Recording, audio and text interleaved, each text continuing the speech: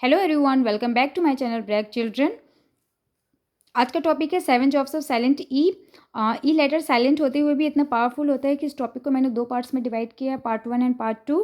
कल की वीडियो जो है वो पार्ट 1 है, जिसमें मैंने साइलेंट ई रूल या फिर मैजिक ई रूल डिस्कस किया है, जिसमें मैंने बताया है कि ई लेटर साइलेंट होते हुए भी कितना मैजिकली वर्क करता है।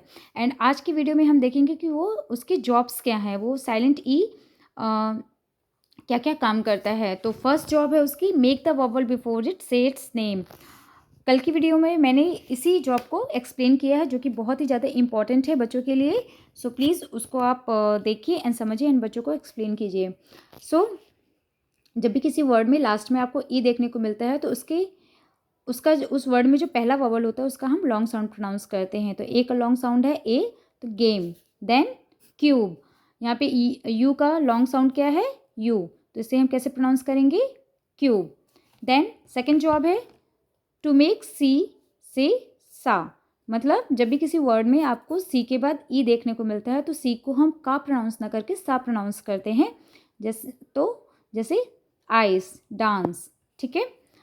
थर्ड जॉब टू मेक जी से जा। मतलब जब भी किसी वर्ड में जी के बाद आपको ई देखने को मिलता है तो जी को हम गा प्रोनाउंस ना करके जा प्रोनाउंस करते हैं। जैसे रेंज, चेंज, इन सभी में ई साइलेंट है।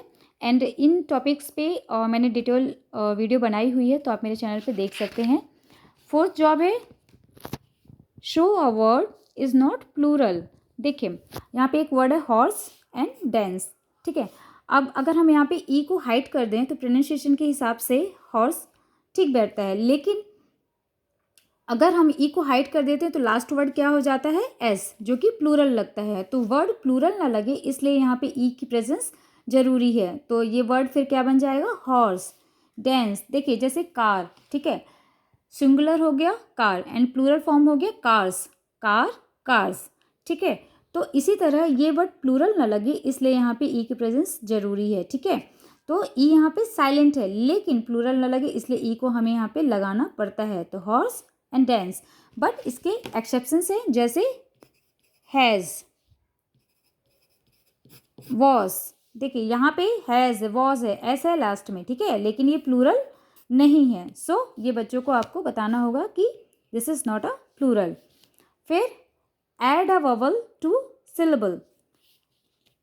मतलब देखिए जब भी आप किसी वर्ड को बच्चों को पढ़ने के लिए बोलते हैं, ठीक है, जब भी हम किसी वर्ड को ब्रेक करेंगे पढ़ने के लिए, जैसे फॉर एग्जांपल यहाँ पे पर्पल है, ठीक है, अगर मैं इसे आपको रीड करने के लिए बोलूँगी तो आप इसे 2 भागों में ब्रेक करेंगे, पर्पल, ठीक है। तो इस सिलेबल का क्या रूल होता है कि एवरी सिंगल यूनिट, यानी हर सिंगल यूनिट में एक ववल का होना जरूरी है, ठीक है। अगर हम यहाँ पे ई को हाइड कर देते हैं, ठीक है, ई को हाइड कर दिया तो प्रोनाउंसिएशन के हिसाब से पर्पल, ठीक है, बट सिलेबल के रूल के हिसाब से ये रॉन्ग है, क्योंकि यहाँ पे देखिए फर्स्ट यूनिट में यू है बट अगर हम इसमें ई नहीं लगाते हैं तो सेकंड जो यूनिट है उसमें ववल नहीं है, इसलिए हमें इस वर्ड में क्या ई लगाना पड़ता है, ठीक है। तो सिलेबल का ये रूल है कि जब भी आप उसको ब्रेक करें पढ़ने के लिए किसी वर्ड को तो एवरी सिंगल यूनिट में आपको एक ववल का होना जरूरी है, इसलिए इस वर्ड में हमें ई को लगाना पड़ता है जो कि साइलेंट है। तो ये वर्ड बन गया पर्पल। जैसे यहाँ पे फॉर एग्जाम्पल टेबल, इसे भी अगर पढ़ने के लिए बोलूँगी तो 2 भागों में ब्रेक करेंगे, टेबल, तो एक में तो ए है ववल बट अगर ई नहीं लिखेंगे तो यहाँ पे सेकंड में ववल नहीं रहेगा, जो कि सिलेबल के रूल के हिसाब से गलत है। इसलिए जब भी कॉन्सोनेंट प्लस एल ई का कॉम्बिनेशन मिलेगा तो वहाँ पे आपको ई लगाना पड़ेगा। मतलब जब भी कॉन्सोनेंट प्लस एल रहेगा तो आपको ई लगाना पड़ेगा, टेबल एंड पर्पल, ठीक है। फिर 6 रूल क्या है, English words don't ends in I, you और वी।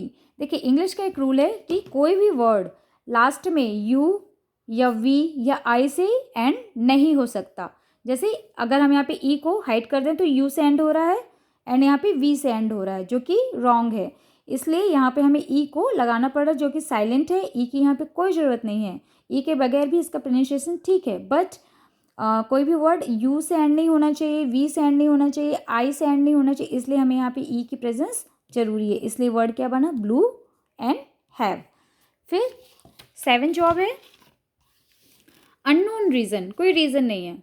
देखिए जैसे कि डन, सम, अगर यहाँ पे हम देखिए मतलब यहाँ पे इसका कोई रूल नहीं है कि हमने यहाँ पे ई क्यों लगाया, यहाँ पे ई साइलेंट है फिर भी हमें ई लगाना पड़ रहा है। तो जब हमें किसी चीज़ का रूल नहीं पता होता तो हम उसे कहाँ डाल देते हैं, एक्सेप्शंस में। तो 7 जॉब ये क्या करता है, नॉन रीज़न की कोई रीज़न नहीं है बट हमें इसको इसी तरह पढ़ना पड़ेगा। ई साइलेंट है लेकिन हमें इसे ई लगाना पड़ेगा एंड वर्ड बनेगा डन, सम, ठीक है। तो इस तरीके से ये 7 जॉब्स हैं इसके ई लेटर के, जो कि साइलेंट होते हुए भी अपनी प्रेजेंस बनाए रखता है। तो आई होप आपको आज का वीडियो समझ में आया हो। कोई भी प्रॉब्लम है तो आप कमेंट बॉक्स में पूछ सकती हैं। तो चलिए आज की वीडियो मैं यहीं पे एंड करती हूँ। Thank you.